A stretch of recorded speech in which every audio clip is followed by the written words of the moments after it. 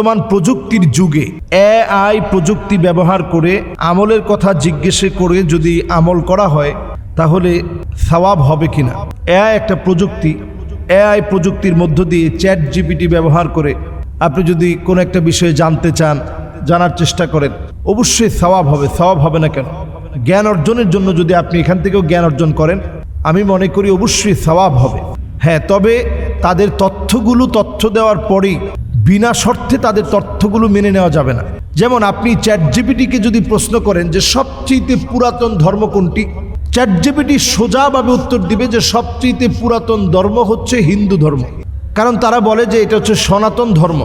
এবার আপনি চ্যাট জিপিটিকে প্রশ্ন করেন তাহলে ইসলাম ধর্মটা কি পুরাতন ধর্ম, চ্যাট জিপিটি এক্ষেত্রে উত্তর দিবে যে হ্যাঁ, ইসলামও পুরাতন ধর্ম, তবে এর বয়স হচ্ছে এই 1450 বছর। মুহাম্মদ সাল্লাল্লাহু আলাইহি সাল্লাম থেকে এই ধর্মের প্রবর্তন শুরু হয়েছে।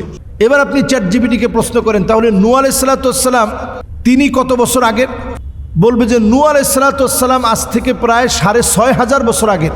তাহলে নূহ আলাইহিস সালামের ধর্মবিশ্বাস কি? এখন সে জবাব দিবে যে নূহ আলাইহিস সালামের ধর্মবিশ্বাস হচ্ছে ইসলাম।